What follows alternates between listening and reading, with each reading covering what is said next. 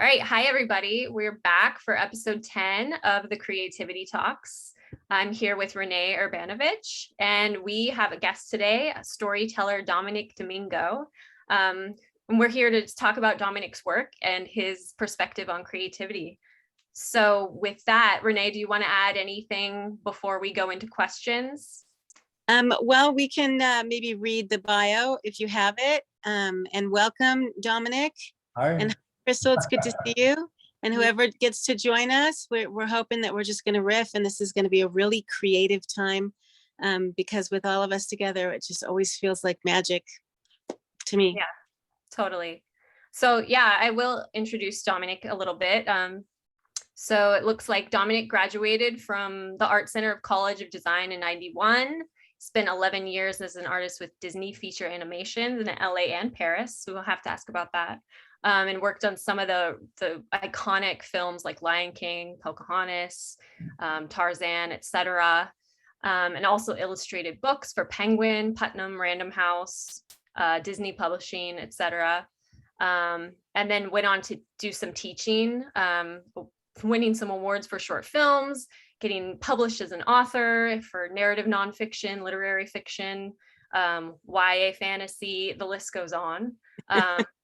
And I'm sure, Dominick, you can probably tell us more about, your history and your past and your experiences as we dive in. I look forward to that. Well, thank you. Yeah. That was definitely in a nutshell, because you said, and you did some teaching, and I thought, well, 20 years of it. Yeah. So we can talk about whatever, you think your listeners might be interested in. But anyway, thank you for that introduction. And sure.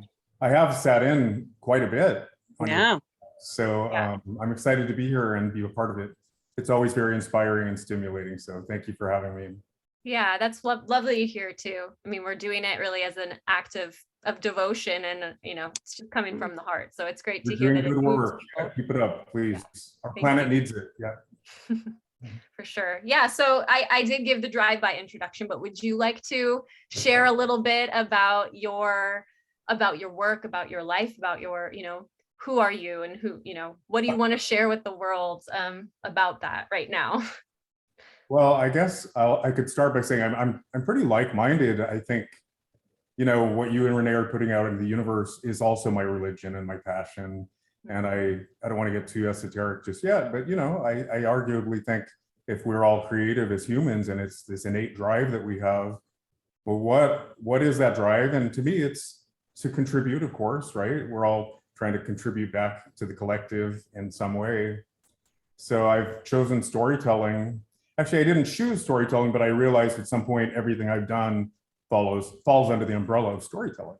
So I chose illustration as a career path, as my degree, of course, really just because I didn't know what the hell else I was going to do. I was like, I don't want to flip burgers, and definitely don't want to work at the DMV. And I liked to draw as a kid. I was a drawer. So, I picked illustration, but then well into my 20s, I thought, well, my fine art, my illustration, I had continued writing. I got a typewriter when I was 7. So I've pretty much always written.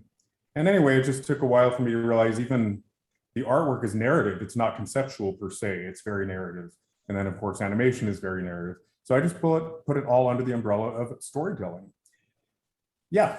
So, if there's anything specific on the resume you want to hear about, because I do think creativity in the academic realm is one animal, right? And then in the corporate realm, as Rene knows, it's a whole nother animal. Sure. So it is, the education and creativity is a whole conversation, isn't it?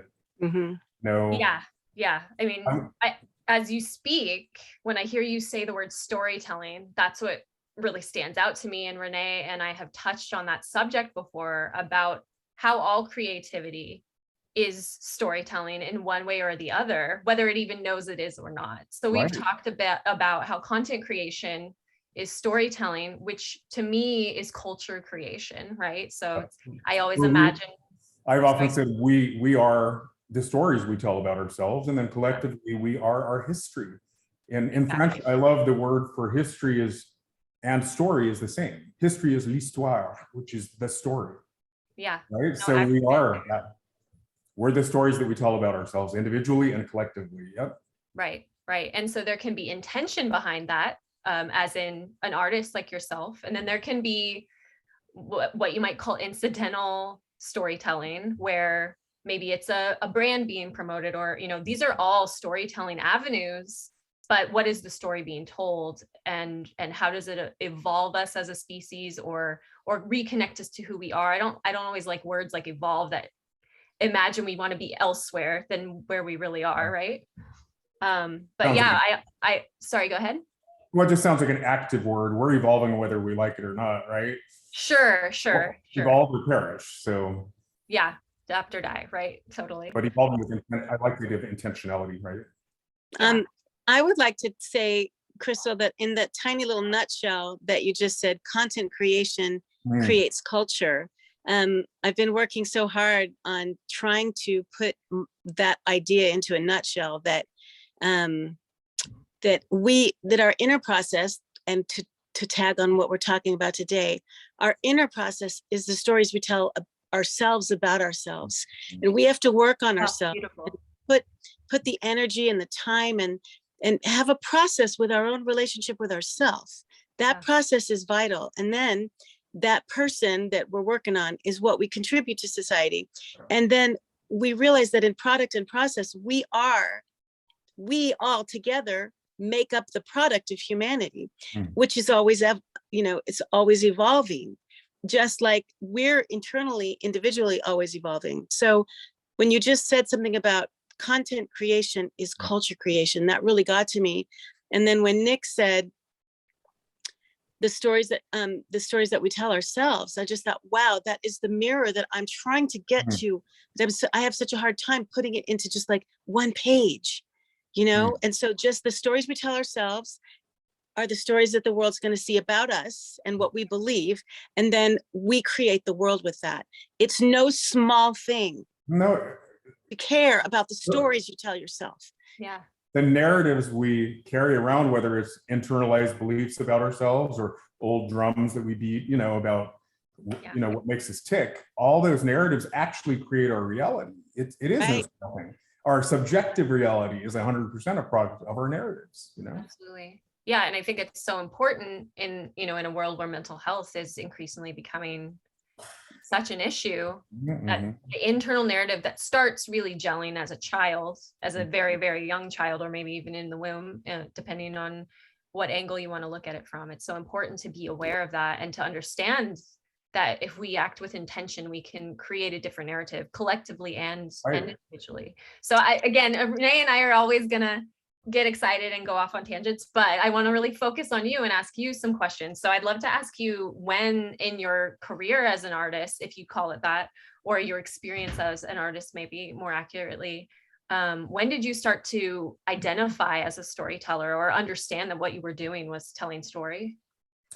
Well, like I said, I think in my 20s, I started connecting dots and realizing that all my efforts, well, really the form it took, because with my students, I do the same thing. I say, look, you might just be learning a craft without having yet connected it to a sense of purpose. It might take a lifetime to figure out exactly what that purpose is, right? So for now, it's fine for it to just be a craft. But I ask them to begin to think about why they do what they do, right? So a lot of my students picked art because it was a nice internal place to go for solace and tranquility and inner peace and well-being, and frankly to tune out chaos and dysfunction in a lot of cases. And a lot of artists are introverts as well. So then I had this hunch that, well, by extension, it validates you. It validates you, that you exist, and it's an expression, so it becomes your voice. So I had a hunch, like most of my students would say, they would be lucid about the fact that they do it as a form of self-expression because it wasn't safe to express themselves, or they didn't have the means to express themselves.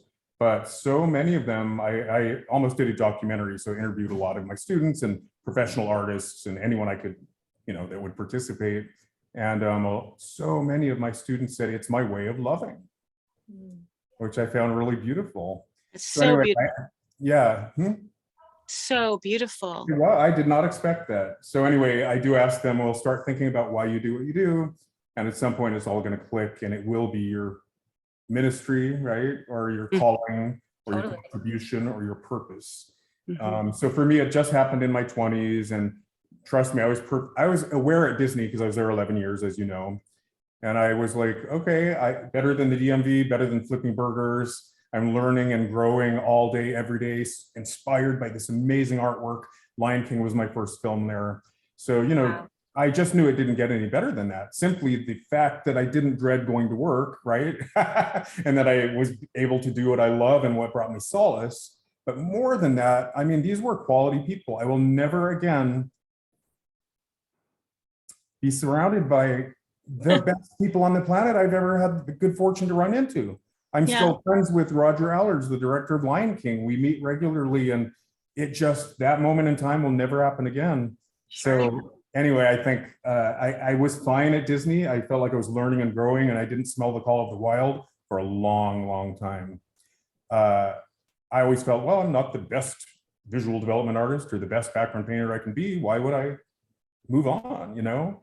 But at some point, and Rene knows the story, I had written a screenplay about a breakup that was very, very raw and cathartic. And I was just chomping at the bit to make it. So it was very clear when it was time to move on and tell my own stories. Sorry if that was a long answer. But in my 20s, I think, is when I began to realize it all fell under the umbrella of storytelling. When I did that screenplay and absolutely had to make it, Yeah. I was kind of chomping at the bit for my final option on my contract. And I just knew it was time to go make it. Yeah. Yeah. So at that point, you decided to kind of change your career path so that it would facilitate that for you.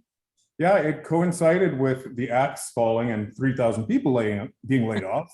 Yeah. I probably wouldn't have been renewed anyway, but a lot of my colleagues just kind of took that opportunity to jump ship and do, you know, like my mentor, Doug Ball, started doing gallery work, and now he shows in Hawaii and Tahiti. And it was just kind of an opportunity. It was a nudge from the universe, right? For a lot of us to connect with that purpose and tell our own stories.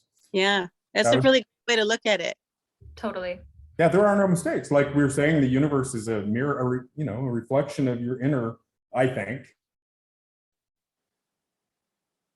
Always mirrored my inner state. So I think there are often nudges from the universe, right? And you should abide them, in my book. Yeah, absolutely. So that said, as you were speaking, I was really wondering if you can share with us what stories do you feel like, you know, your stories are to tell the world? What are you to say? Yeah.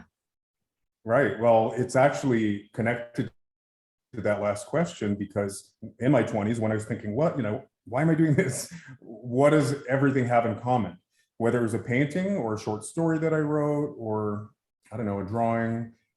Literally, the way I identified it in my 20s, I'd probably say it differently now, was I'm just trying to wake people up. You know, and I think very naively, there was a lot of hubris in this equation, but I think I saw people as sleepwalkers, and that very few people were lucid about the spiritual journey. And I think the way I would have put it then is, I was fine if the people in my world looked at pretty much anything but the surface. So it could be the metaphysical subtext of a given moment, could be the psychological, sociological, anthropological subtext of a given moment. Anything but the effing surface. Right. We're allowed to say the F word here too, by the way. Thank you. And So, and also, I think that because of the way you're wired, and you want to wake people up, and you feel summoned to say the things that you have to say, you know, it's a calling. It's just something you can't just flip burgers. It's not something you can choose. Sure. Well, not that flipping burgers is bad. Well, exactly. I think I've come full circle to the point where now I don't quite see it that way. I don't see anyone as sleepwalking. I think we're all learning the same spiritual lessons in life. They just look different on different people, and there's no order, right? So I think maybe we're lucid about it, and we have a desire to talk about it. That's all. So that's what I meant by hubris, you know? And yeah, I don't think everybody has to have a calling to change the world. I think it's beautiful if somebody's grassroots effort to put a roof over heads and put food on the table, that's what their life is about. That's a calling in and of itself. And as we all know, it involves hordes of creativity. So yeah, flipping burger, Right. not to disparage the burger flippers of the world. Right, because we've talked about that too, Nick. The way you're wired is going to dictate what you feel called to do. And somebody else would just be mortified to, open their mouth about anything that they can't see. You know what I'm saying? They don't want to talk about it. But the fact that the way the stars were aligned and the way you're wired and, the way you were brought up, this is your calling. This is your summons. And you won't be happy if you're not your true self. Yeah, and I think it's evolved. Doesn't it evolve for everyone? The calling, the way you define your calling evolves regularly, I think. Yeah, absolutely. And that's another thing we bring up is that whatever ideas we may have about how we're meant to be in the world, to act in the world, to serve in the world, they inevitably die. And we realize, oh, that wasn't it. And so, as we come out of whatever conditioning that we're in or the environment that we're a product of, I find it more of a stripping away rather than this building up of an identity, right? It's just this loss of self that opens you up to kind of being a channel for something bigger. Yes, well, serving, right? I mean, I think that's when we talk about connecting with a sense of purpose and then contributing, that's another word for it, isn't it? Serving. Yeah. So, beautiful. I guess everything you say, I'm tempted to make it a transition and talk about my book because just so much of this content is in the book. But yeah, also, please do. I want to go back to something you said also. I'm kind of torn. This idea of coming home. I just did a whole segment about coming home, right? And so the name of my book is The Seeker. So it's about going out and seeking far and wide for, you name it, enlightenment, that evasive, elusive, inner peace, tranquil, whatever it is we're searching for, like, right? That dangling carrot of well-being, contentment, easing the suffering in life. I think that's what a lot of spiritual tenets seek to do, is limit the suffering that just seems to come with life, right? But also maybe well-being, I said that, inner peace, tranquility, contentment. So another podcast, Evan McDermott pointed out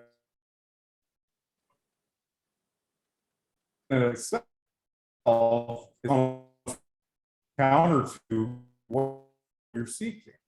So if you're seeking, right, the act of seeking is all about attachment, right, rather than surrender. You've really frozen. Am I still going? I hear you fine. Yeah, everybody else is frozen for me. Okay, there it goes. I hear you. Anyway, all right, I thought I was talking into a vacuum for a minute. Anyway, so just the idea of coming home, I think in my story, it was largely about, if you think about kind of mind and ego forging the personality for survival, right? Our core essence is everything that we are. And Rene, you're probably living this right now, taking care of an elderly parent, right? Just kind of seeing the essence minus, right? All that reverie, all that, that shattering of the ego and the mind. And so in a way, when we come home in the hero's journey to realize the lessons, and now I'm mixing metaphors, but realize all those lessons we learned on the yellow brick road, to mix a metaphor, it's the same thing as coming home to our core essence, right? With all that stuff we've built up. I'm referring, you said something like the things we build up over time, I think. The personality traits we build up over time. Sure. That's all the ego. Ideas we accumulate, whatever it may be. Yeah. Yeah. Stuff forms, all that. Yeah. Yeah. I actually have a Rumi quote hanging over my computer workspace. It says, "What you seek is seeking you." Oh my God. I love that. Which it just blows the whole seeker identity, right? It blows it up because you're looking for something that's always right here inside of you, right? Right. Well, and I love and I don't know who said it, but the idea that I would pray that things come to pass just as they are. Mm-hmm. So the idea of, it's almost like saying, change what you can change, right? Accept what you don't have the power to change, and have the wisdom to know the difference. So in the story, can you read the part about the coming home, or would that give it away? Well, I don't have it queued up for that. I have that Hades scene that I mentioned queued up. Okay. Yeah, I would love to. Really let's hear a little. Let's hear some of it. Yeah, and the whole end is, the coming home is a whole chapter, so it's probably not a good one to pick an excerpt from. But yeah, I'll read. I thank you. I would love to read a little segment, and then it'll be, I hope, how far in are we? Are we about 20 minutes now or half an hour? Good question. Let me see. 20. Okay. Yeah. But I wanted to quickly go back to, you said something about the content creation, right? And how everything is storytelling. I don't want to put words in your mouth. I just wanted to say that, you know, again, we are the stories we tell ourselves, but life is storytelling, right? So the line between propaganda and literature and high art, it's all in the eye of the beholder. So I've noticed the more that I explore story, right? Because I kind of resist a lot of the Western storytelling structure that becomes almost like tropes rather than true archetypes. So I really resist that. So anyway, I was doing a little program about storytelling, and I started listening to different podcasts. And, you know, you can really break down what happens when you listen to a story around the campfire, if you want to be real tribal about it, right? Or what happens when you read a story and perhaps it is just content, or they're trying to, you know, get in your pocket. It's for the almighty dollar. It's all the same chemistry, right? All the same things are happening on a chemical level. So I'm a little bit of an elitist in that word story gets thrown around a lot, but I do parse between the story that advertisers, for example, are talking about, or if it's propaganda, that's sort of, in my opinion, a misuse of the power of storytelling, if that makes sense. So Yeah. like little things like a hook or a cliffhanger, sure, they're going to get your oxytocin and your adrenaline going, and you're going to be addicted to that and want more of it. But that's awesome if it's for a little bit of transformation on the part of the patron, right? Or if it's for a little bit of enlightenment. But if it's for the almighty dollar, I tend to put it in a slightly different category. So story, that word is getting thrown around a lot lately, and I frankly think it's getting hijacked Yeah. by a lot of industries. And the word content creation always, you know, kind of is a red flag to me. Does that make a little bit of sense? No, and complete sense. And the reason, you know, my jargon, it leans that way is ironically, I've been in marketing for a lot of my, or some of my life, I should say. Oh, right. So you know all about it. You know all about the power. Yeah. And I'm so sure everybody's freezing. Is that your background is in marketing? Some of my very varied background is in marketing. And so I write for a large website. And I'm very like kind of steeped in the brand storytelling vocabulary. And more I'm noticing that the space for organic stories is disappearing. And more the stories that are getting to be told, and the talent that is getting to be utilized is talent that is utilized for what you might call brand storytelling, or what you might call propaganda. And I would define propaganda as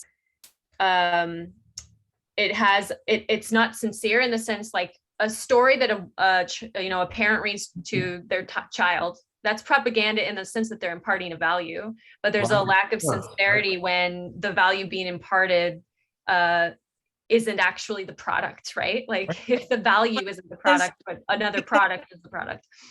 Because the story itself is going to land with the dopamine and the oxytocin and all that bullshit, but the story itself has an agenda, and that's different than a message. Like if you're sharing your heart with the world and you're using storytelling, you're not hijacking the power of creativity for selfish gain per se, because hopefully what you have to say is substantial, right?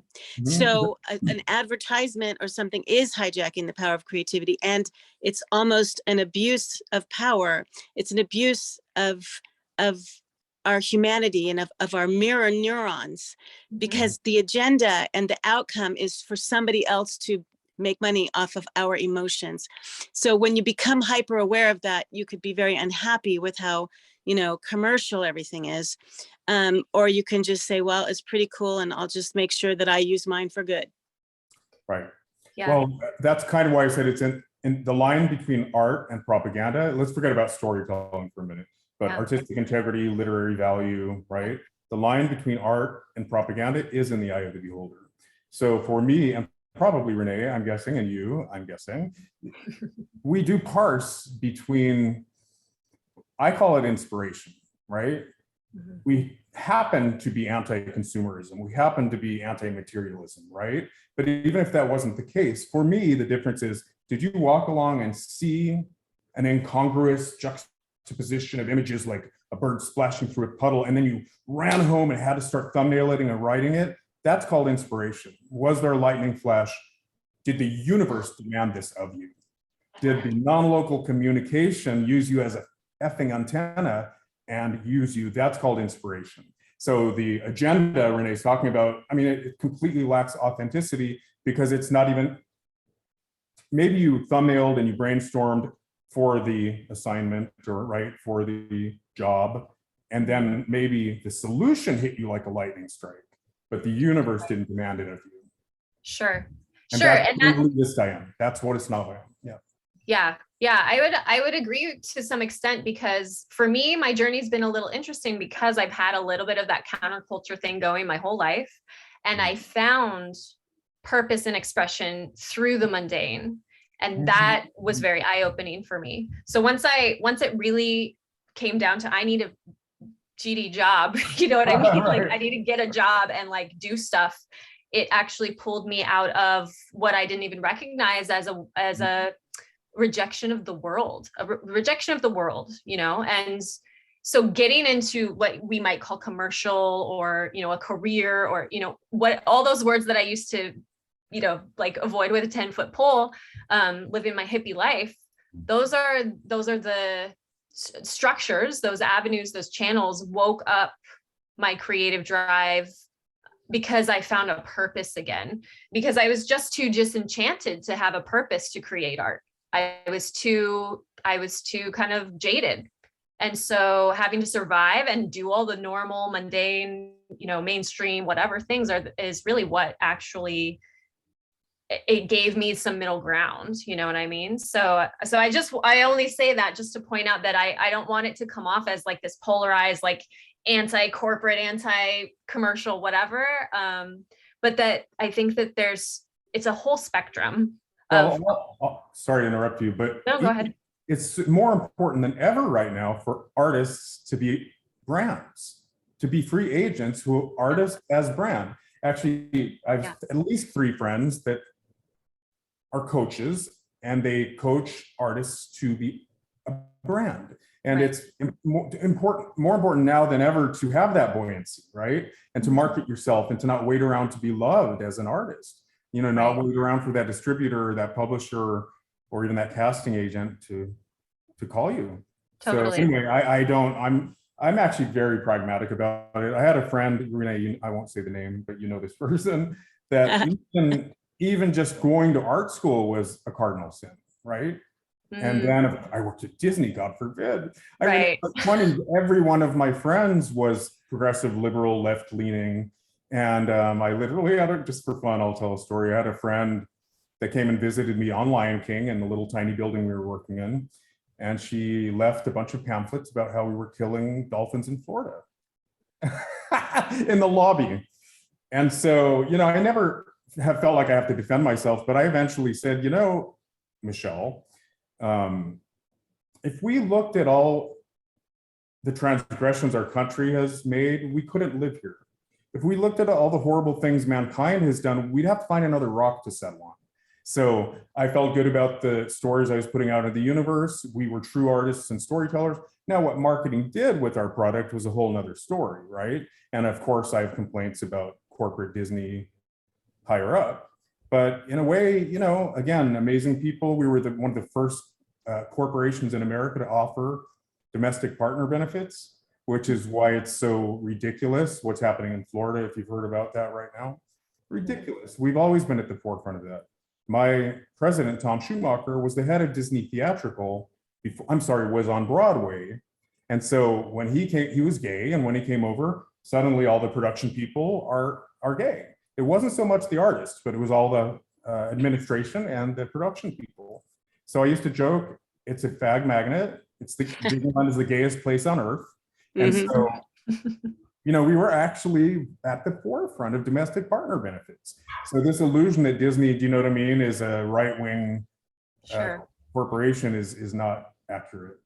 Yeah, there's so much nuance, and I think that's another thing that gets lost in the absolute saturation of what we might call storytelling, if we're being generous these days, is that everything is a soundbite and there's no more nuance anymore. So it's either you're anti-gay, or you're anti this, or you're anti that, or you're completely 100% on board. And I think a big organization like Disney is a good example, where there's so many levels, so many people, so much contribution, and it's almost like its own ecosystem, right? And a lot of mythology gets built around it. Yet another form of storytelling, right? Exactly. When I talk about Disney in interviews, I go, well, what do you want me to confirm or deny? Like, Walt's head is not frozen in a vault somewhere. Yes, they stapled the mousers to our heads. Yes, we called it mouse. There's just so many ridiculous conspiracy theories about Disney. Yeah, which is always, it's inevitable, because we want to understand what's big and prominent and also mysterious. So that's just how it works. We would like to build things up and tear them down as well, right? Also true. Big, yeah. So I want to use that, since you did mention a little bit, I want to use that as a segue and ask you how queerness has informed your storytelling. Well, I'm one of those people that thinks you really can't separate the artist from the work, right? I mean, everything I write is a snapshot of my psyche at that moment. How could it not be? Right? So your worldviews, there's no way around it. So I guess I always strove, is that a past participle? Strove? Yeah. I always striving to for the universal, right?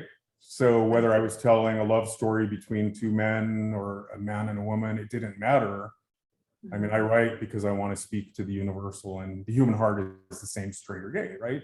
But the older I get, I realize I do want to lead with that, lead with the fact that I'm a marginalized voice, that they call it own voices in literature.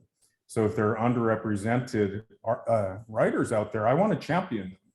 So more and more, I'll just give you an example, like in the film circuit, because I've made live action films. That's one thing we kind of skipped over. The reason I identify as an author now is I basically did, when I left Disney, I went to New York Film Academy, and the goal was to make that screenplay that I had mentioned.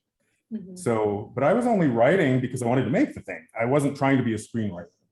But at one point I realized, wow, I have two, SAG IMDb films with original screenplay credits. I should put that on the front burner. That's something a lot of people work really hard for. And it just happened by default because I was an auteur, a writer, director. So it was gay themed. So I really learned a lot going out to the queer festival circuit and realizing, okay, my content is not gay enough for a lot of programmers and audiences, meaning it didn't have all the typical indicators, like at that time, coming out or AIDS or circuit parties. It didn't have the fluff and the skin and the titillation for the circuit party crowd, but then yet it didn't have all the indicators of, frankly, what separates us from mainstream society, like the parties, right? And the marginalization. And anyway, so the story of my life is I'm not gay enough for the gay programmers or literary editors. And the fact that I put matter-of-factly gay protagonists in my work is problematic for the more conservative mainstream editors. So I write nothing but marketing challenges. Can you elaborate on that? So the mainstream gay characters were not palatable because why? Well, because the world is not ready in a lot of cases. That's right. So yeah. Just to give you some perspective, I was born in '68. Homosexuality was not taken off the APA's list of mental disorders until 1979. Wow. And I was going through puberty and figuring that out about myself while I was being told at the library that I have a mental disorder. Wow. So the amount of progress in my lifetime is immense. When marriage equality was on the table, it took me a while to really even care because it wasn't on the menu for me. So I remember thinking, well, of course, in principle, you can't extend certain rights and privileges to this subsect of the population and not another. So I finally got on board for it. But it was kind of like that ship had already sailed for me, and you just kind of mourn it and move on because it's not on the menu for you. So I don't want to go on and on, but the world has just changed so much in a wonderful way. Yeah. Yeah. Yeah. Yeah. I don't And know, that's, sorry if that was a tangent. no, that's, it's good to hear. I mean, it's good to Oh, hear so, that. sorry. Yeah, well, that's my view. I'm optimistic, and I count the progress. But I remember why I brought it up, because you were wanting me to expound on the idea that having a gay protagonist is problematic for some editors, right? Yeah. It's because everything you would imagine. It's because we're getting there, but the world's just not ready. So again, as a transition to speak about The Seeker specifically, and the baby in the bathwater thing that you mentioned earlier, this is called visionary fiction. So it's mythic fiction by genre. If you know Madeline Miller's Cirque or the Song of Achilles, that would be mythic fiction. But it's also visionary fiction, which is imparting, talk about having an agenda. It's that very awkward intersection between narrative with hopefully literary value and artistic integrity, while imparting spiritual principles. So to me, it's always awkward. I've never really loved anything, although I have my Mitch albums and, you know, Paul Coelho's The Alchemist, and I have my favorites. I just think it's awkward. And yet I chose to do it.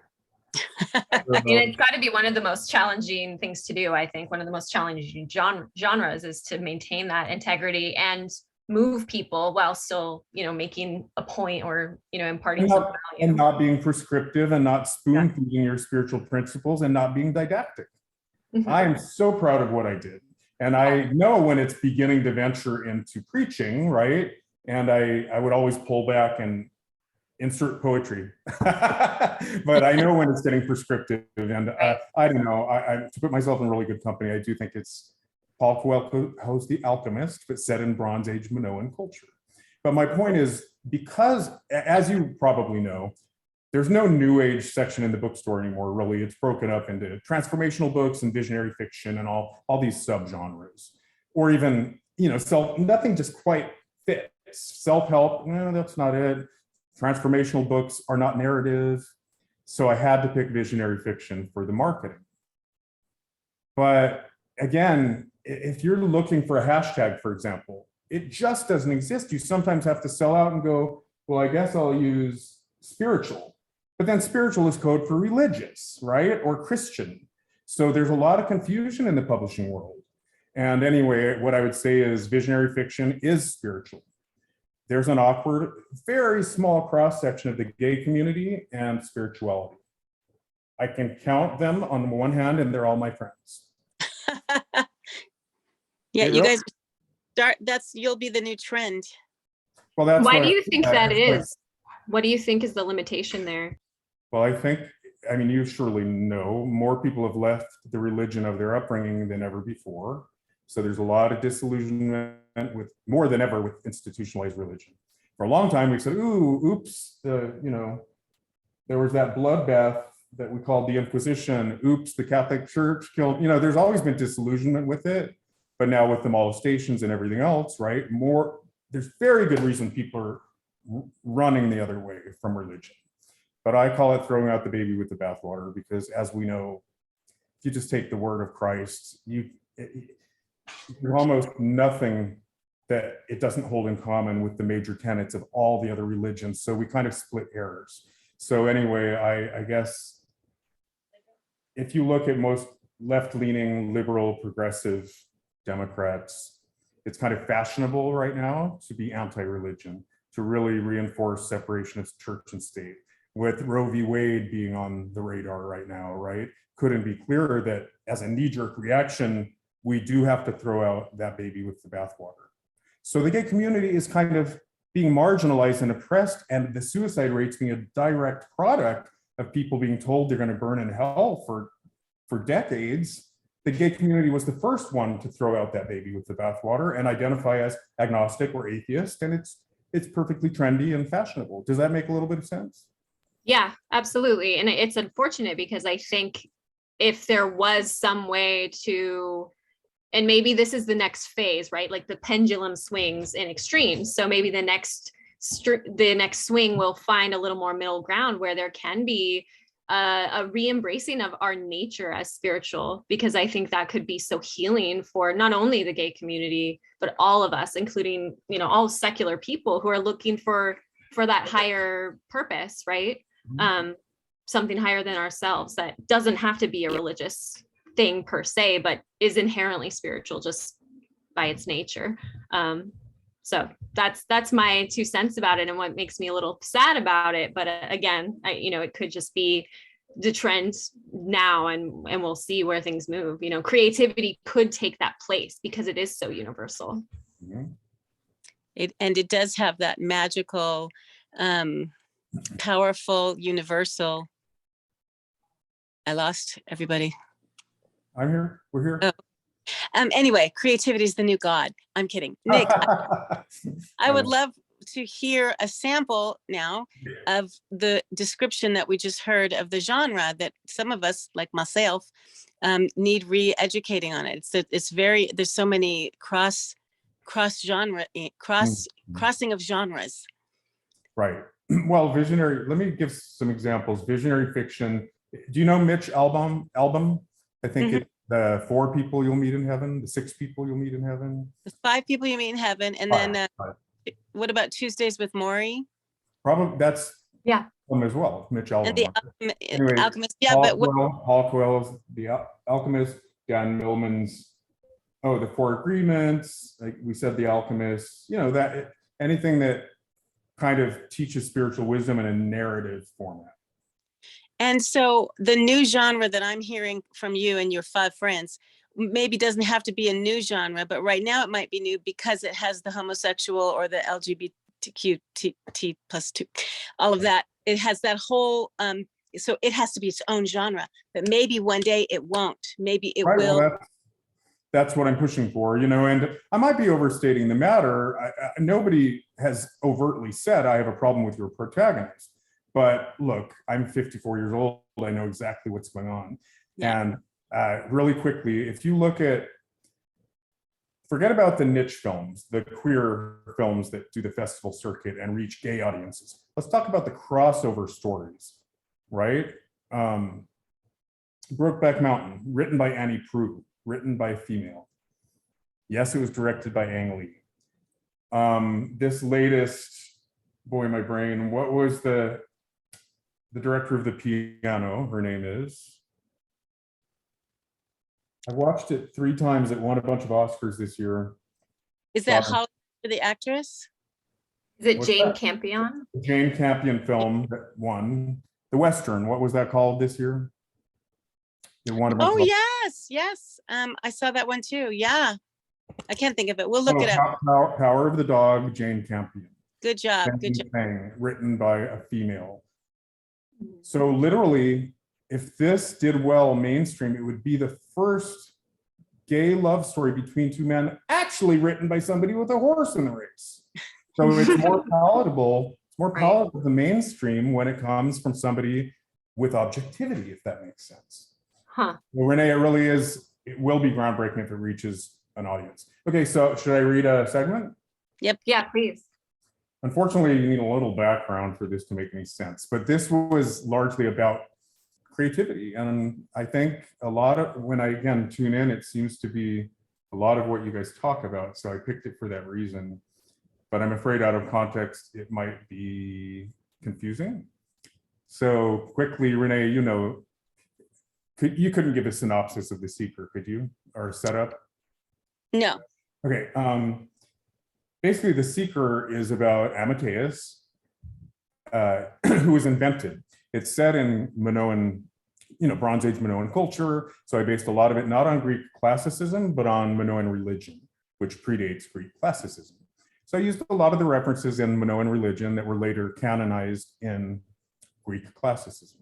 But I also invented gods and demigods and characters when and where I chose to, because my goal was not to teach history, nor was it to teach, Minoan religion. I just wanted to tell a great story that was a parable for the human condition, but also the spiritual journey that I think we all share. So I hit on all these milestones in the spiritual journey that might happen in a different order, but I do believe we all experience them at one time or another. So, for example, Paul Coelho, if you've read The Alchemist, talks about beginner's luck, right? If you follow and we could say muse, see the muses on the wall? Beautiful. Your calling or your muse, and he calls it your personal legend. The universe conspires in your favor, and that's beginner's luck. And then when disillusionment or disappointments get in, right, you kind of lose that alchemy. And then hopefully you return to it, which is the coming home we talked about earlier. And all heroes' journeys end up back home. All yellow brick road journeys or through the rabbit hole stories end up back home. And that's where the wisdom that was gained in the portal, the metaphysical realm, the introspective journey that is the portal, whatever you want to call it, all that wisdom that's brought back to everyday life is recognized and put to use. So I hit little things that'll surely ring true, like, the dark night of the soul, the still small voice that appears during the dark night of the soul, and that could be thought of as the Holy Spirit. I included a lot of those milestones in the spiritual journey. Does that much make sense so far? Yeah. I think I lost Crystal entirely. Oh. Let me slide. Oh, there we go. I'm listening intently. You're a man after my own heart. I can't wait to read this. I'm a huge Madeline Miller fan, and of the Greek stuff, I just can't. So yeah, I'm like ready. I'm so ready. Oh, thank you. No, I thought I bored you. I'm like, did she leave? No, it might just be my Wi-Fi, but no, I'm here. Okay, so that's the setup a little bit, but specifically the story is a fictional god that I invented called Amateus. I'm sorry, he's a demigod, but he actually doesn't even know it. Which is symbolic of us all having divinity within, but not necessarily recognizing it. Love it. So he has but one memory of his mother. She left when he was 5, and it's of course haunted him. But his father made it very clear, her name shall never pass your lips, not even to defend against lies and gossip. So he sort of develops, a less than healthy relationship with pettiness and humanity, because of course the cruel children at school repeat the myths about his missing mother that they heard from their unscrupulous parents, right? So he kind of develops a distaste for pettiness. And then at the age of 17, he actually hears her voice on the wind, symbolically, right? And he realizes not only is she out there, but I have the power to find her.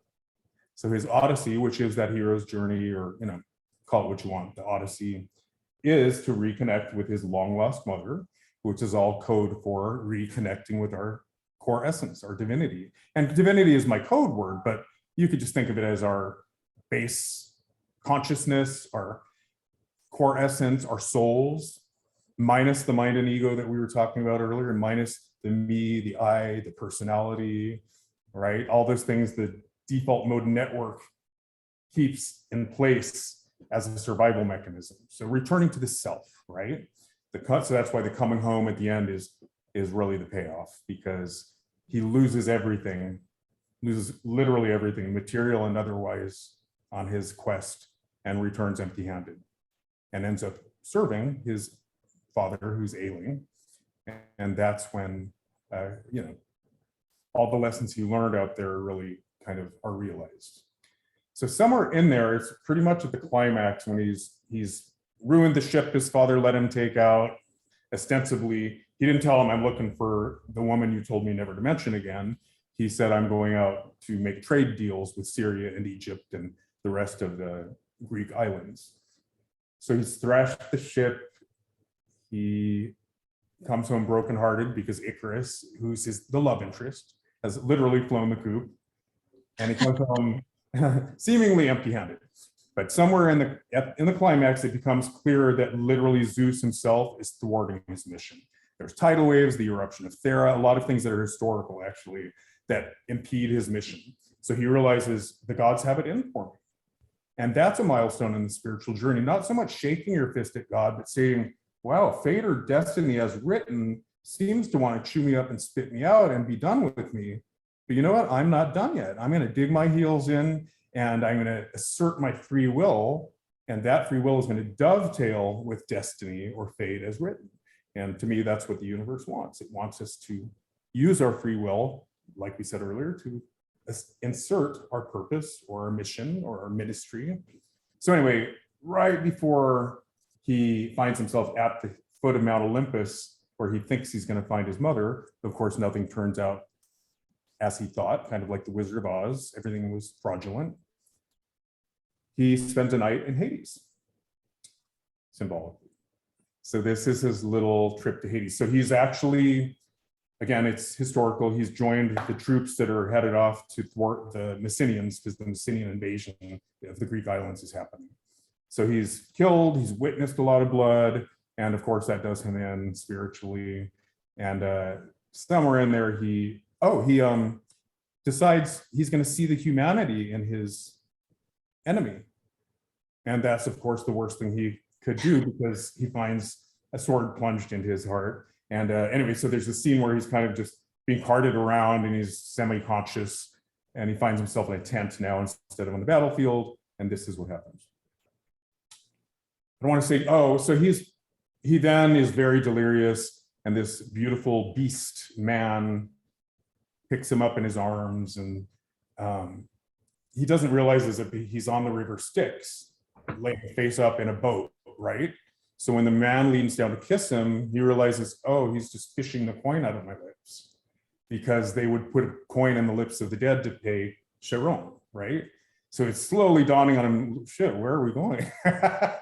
And okay, and I think that's where we're picking up. I guess after they get out of the boat, he pays the boatman, and then they sort of cuddle. So that's, I think, where we're picking up. It is thus, entangled on a mossy shore in the depths of the earth, that the two of us fall asleep. We pass the night this way without stirring. The man's strong arms hold me throughout, absorbing a pain that seeps from my very soul, drop by excruciating drop. Something is bleeding out of me like pelting tears, until there's nothing left, no pain or regret or disillusionment. It's like being torn limb from limb by wild horses, this horrific rending from all connection, from lamentation and its seductive allure, from fondness and nostalgia. All that is me hemorrhages there in darkness. And then, at last, there's only peace. What could be an eternity later, I awaken. I reach for the man's barrel-like torso, but it's not there. Ruffled linens are all that tell me I've not altogether imagined him. Surely he's risen and is preparing tea or some such thing, only I hear no evidence of it. Just the distant laughter of children, the splashing of water resounding off cave walls, dapples of directionless, I need some water, sorry. Dapples of directionless morning light dance across my fluttering lids. I will myself to open them. The vast chamber is the one in which we drifted off to sleep, limbs intertwined. The same one that swathed me in fantastic dreams. Fragments of them hang on the fringes of my awareness, odd remnants of things strangely familiar, things I'm convinced seeped from the man's psyche into mine. I sit up among the cool linen sheets and look around. Others bathe at water's edge, frolicking on slick, mossy banks, lining turquoise waters. The nearest of them has her eyes set on me. She's seen me awaken. Her eyes mirror the drowsiness in mine, and we share a smile. She looks to be all of 16. I thought surely I was in Hades, I hear myself say when she approaches, but now I'm not so sure. I nod toward the idyllic shore where dollops of light penetrate unseen fissures to animate a realm as tranquil as any I've ever seen. Could it be, is this Elysium? I ask, despite myself. She laughs. You were right the first time. I knew it to be true at first, the boatman, Chiron, the river Styx, all of it. But this place is unexpectedly serene. And the man who brought me here, is it Hades himself? He's called many things. The girl suddenly looks wise beyond her years, the shift in her eyes mirroring the gravity of her words. Man has called him Pluto, the giver of wealth. But many simply call him Hades for the invisible realm he keeps. I look around. So this is Hades, I marvel. Not what I'd imagined. And then where's he gone? He has other souls to tend to, she says simply. He'll surely be back. The girl spoke truth. The man returns a bit later, settles beside me on the fertile bank. His eyes flash, not with mischief so much as fondness and passion. The girl has gone back to frolicking at water's edge. How is it I've ended up here, I ask. I've meditated on it. The matter has not left my mind. Did I too long deny Celestia? Did I mock the gods one too many times? Hades looks around, then chuckles. Is this such a bad place to find oneself? His voice, like his appearance, is indefinable, some strange combination of many voices I've heard or imagined. It vibrates to the core of me. It is lovely, I reply in earnest. Then it occurs to me the place could shift on a dime, its idyllic appearance nothing more than a deceptive veil. Even so, nothing could be worse than the infernal battlefield I've just escaped. You said Elysium can wait, did you not? My head lowers involuntarily, sheepishly. I did indeed, but Hades never entered my mind. A cryptic smile flashes across the man's face. His eyebrow cocks. It's not the place men think. My ears prick. What do you mean? Mortals have it backwards in many ways. Most believe their fate is determined by the counsel of the gods, that they are nothing more than pawns in a grand game of chess. But that's only part of the story. Please, I wish to know the full story. The fate, or what men call destiny, is meant to be challenged. Challenged how? By the wills of men. Mortals have influenced the will of the gods since the beginning. It is the council's greatest hope that the desires of mortals dovetail with destiny as it is written. My mind reels, thoughts overflow as words. Indeed, it has the ring of truth, the notion of fate as a story penned by the gods. Destiny is elusive, mysterious, but seems right around a corner or on the tip of the tongue, like something accrued in life. When I count the trials of my heart, the batterings, the metamorphoses and rebirths, time and again I've reckoned with my celestial heritage. It seems never to end. Hades smiles with the wisdom of ages. It's not meant to end. Gods and mortals alike must transform to survive. We're never, not one of us, out of the proverbial woods.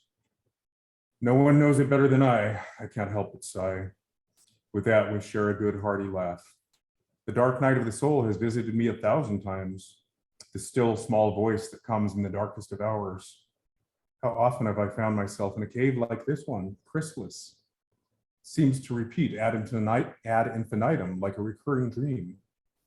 'Tis true, Hades concurs, nodding his head so that his curly barb bounces. In fact, that very dream is where you find yourself now. Look around. All those you see bathing on the banks of this shore are dreamers, or rather the souls of those who dream. I turn my gaze from those frolicking at a distance back to the swarthy figure before me. I'm a bit lost, I must admit. On the contrary, Hades assures me with a smile, you are right at home. Men are meant to spend time here, not just artists and sculptors or inventors and poets, but every last mortal. Earthly life is but a canvas. Each is meant to paint his own destiny upon it. And you see, Hades is the place from which all inspiration derives. Mineral wealth is but one kind of wealth. This realm is where the seeds of a bountiful harvest germinate in darkness during barren winters when the roots tap barren soil. The beauty that blossoms as inspiration is the fruit of all transformation. In that way, artists, poets, and musicians dwell here regularly. Oh, men say that I, ruler of this realm and the one who shares its name, Hades or Pluto or Pluton, take your pick. They claim I abduct maidens to satisfy my own pleasure, but it's the opposite. They come willingly to dwell in this senseless space where dreams are born in the wordless language of the soul, the fertile matrix of all inspiration. The man's words are more like a riddle than poetry, but they bear the ring of truth. Still, my mind cannot wrangle their meaning. The wisdom he's shared will continue to reel inside my skull, begging to be understood, but remaining elusive. What I do know for certain is I awaken sometime later in a tent in Attica, surrounded by fellow soldiers. The blade has narrowly missed my heart. We almost lost you, Captain Diderot says when my eyes flutter open. And that's it. Sorry, it was so long. That was long. Sorry. No, I loved it. I loved it. It made me think, Rene, of the inner worlds that we were talking about from your book.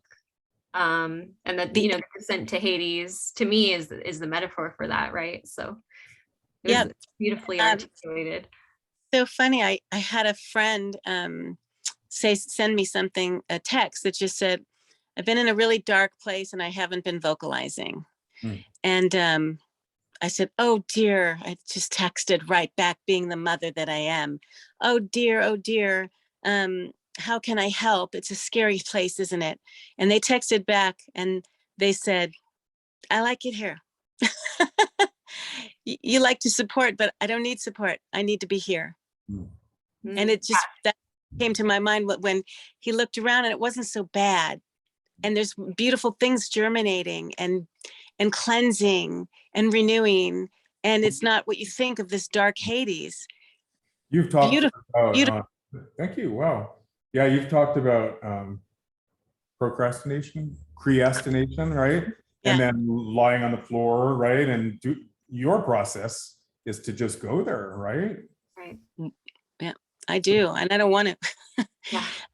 I just love the imagery, and I love that Hades was very logical, the god or the guy, and that he had that quality of asking questions, like instead of just shoving it down his throat, like they had a dialogue about it. So they were both involved in it, in the truth that was coming to be more clear.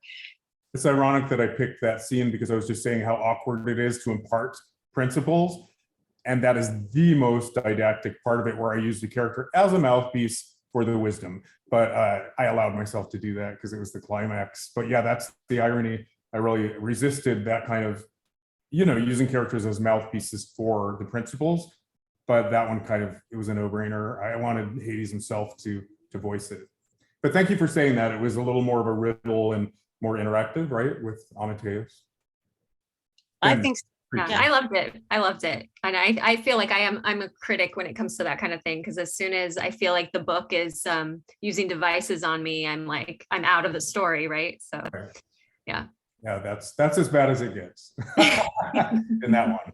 Yeah. Well, and I think it's well done. And I think what's important, I think, for people that aren't artists and that don't dwell in that wallowy place often and see the benefit of it, and see that breakdowns and emotional meltdowns or whatever you're going through, that is Hades. And there's always clarity afterwards, and there's always growth. And so I like that you describe it as such a beautiful, like, peaceful place that he came to after he had been stripped down to nothing, which is what you were saying earlier, Crystal, that sometimes in your life you have this buildup of experiences, but until you allow yourself to be stripped down, do you find your uncontaminated self. And what you want is that peace. And what he found after he had been through all of that was some kind of peace, and he woke up in Hades. And I think that's what we need. And I'm not talking about people with chemical imbalances here. I'm not talking about mental illness at all. I'm talking about just being a human and feeling things and knowing that there's benefit in it, and not trying to brush it off and be optimistic, because that's actually a tragic optimism. So I love it, Nick. I just love that. Thanks. I have to interject before I forget. Our gal, Marianne Williamson, pretty much said exactly that. Like, I'm not talking clinical depression here. I'm talking the depression that is part of life. The depression that we're meant to go through in order to transform. And she did say, we're quick to medicate and all of that. And really, it's probably the most valuable thing you can come out the other end of is depression, because that's how you transform. Yeah, it's a gestation in many ways. Except, well, that's the whole point. I mean, if you really look at the archetype of Hades, Eurydice and what's her name? Eurydice and Persephone were both abducted to Hades. Now, one explains the seasons, right? But the other, they really both speak of the giver of wealth, the invisible realm.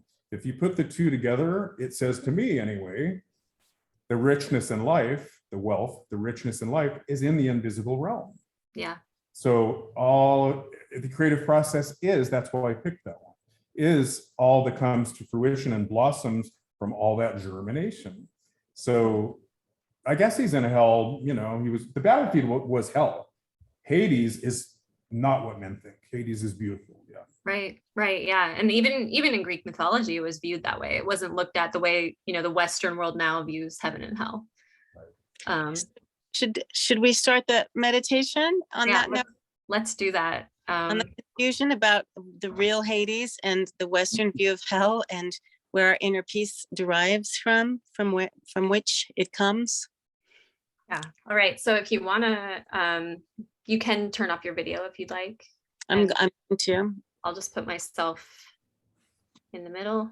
Well, I guess if you mute, then it'll just put me in the middle.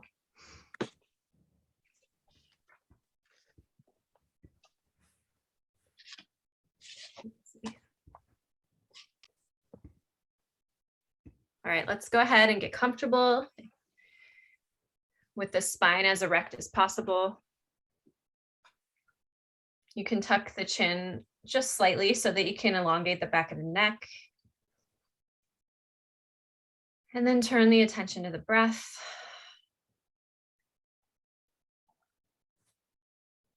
Just slowing down.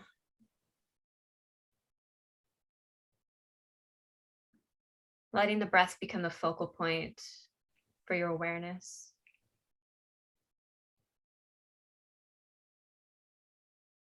Relaxing away any clinging to the past or future, your agenda, your schedule. And just letting all of that melt away, all of that externality melt away, and turning inward, going inward to the inner world.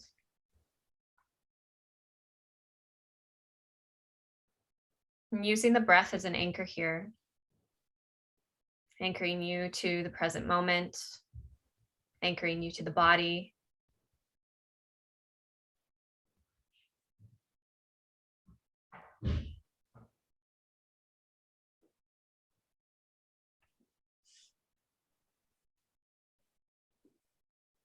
Noticing what comes up here. Just allowing that empty space to arise.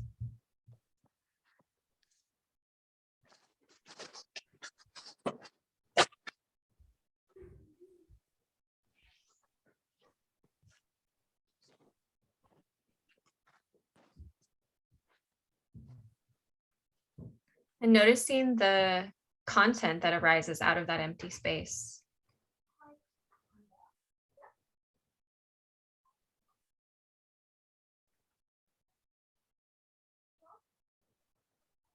Whenever the mind wanders, just bring it back to the breath.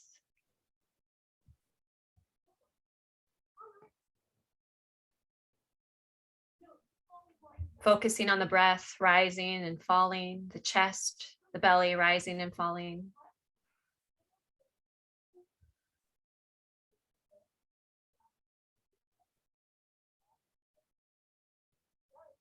Noticing as the mind tries to externalize, it wants to think about narratives, content, past and future. It wants to think about anything that can distract it from just being here in this moment, in this darkness. It's seeking stimulation. It's seeking validation. And notice every time you relax that impulse to validate that desire, that there's something waiting for you there. Something more subtle.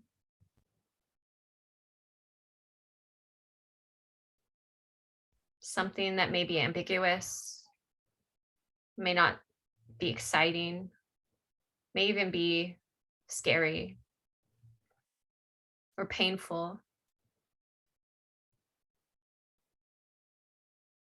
But notice the more you allow yourself to simply be with it.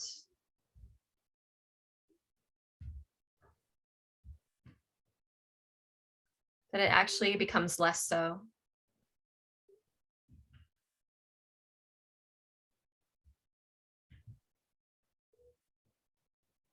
And that whatever arises from that emptiness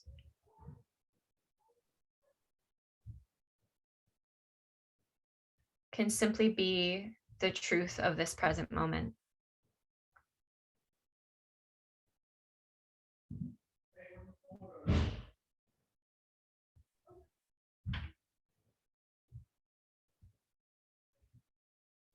But the more we sit with the inner world, the more we understand that whatever's going on in the inner world that may pull us out or distract or disrupt is only transient.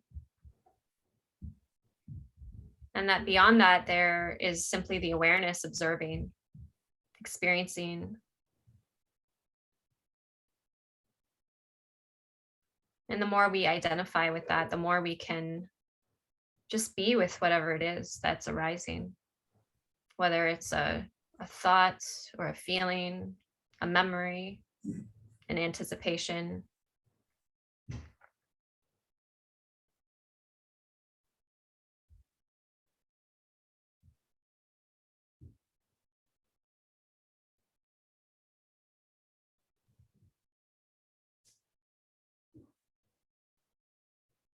And the more we let go of identification with that content,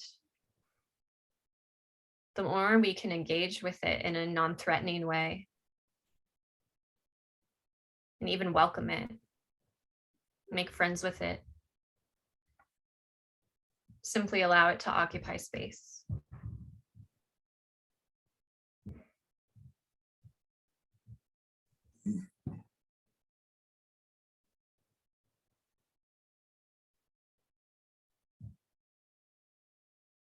And whenever you notice the mind wandering or looking outside for stimulation, you can just gently, with compassion and even a little amusement, bring it back to the breath.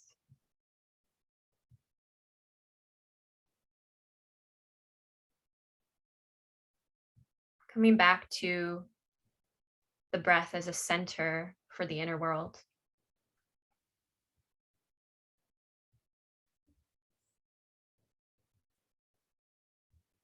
Using the breath as a throne for the inner self. An inner reference point.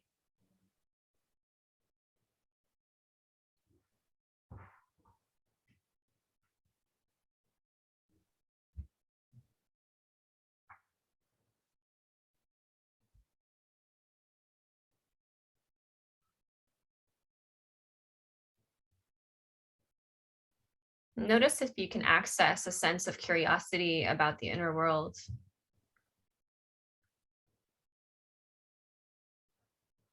That trumps any fleeting or superficial need for stimulation or gratification. But that comes from a deep place inside you of the self longing to know the self.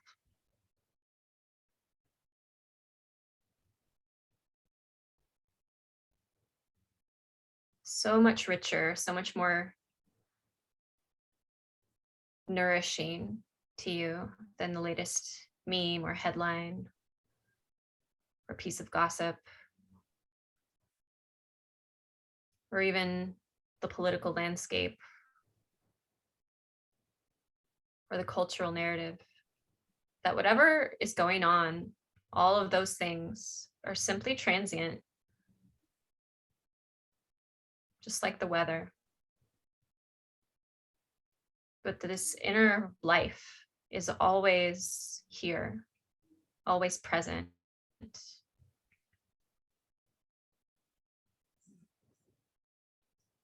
And it has an eternal quality.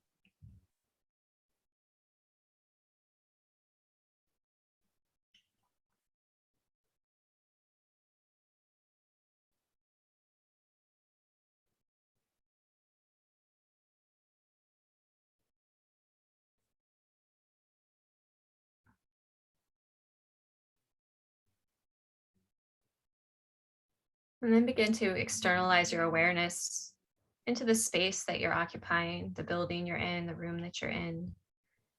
Feeling the body against your seat.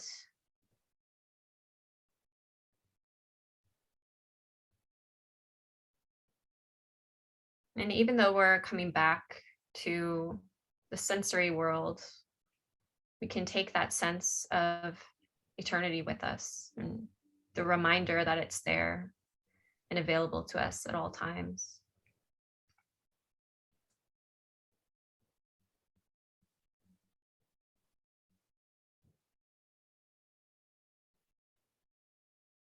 So whenever you're ready, take a final exhalation and gently open the eyes.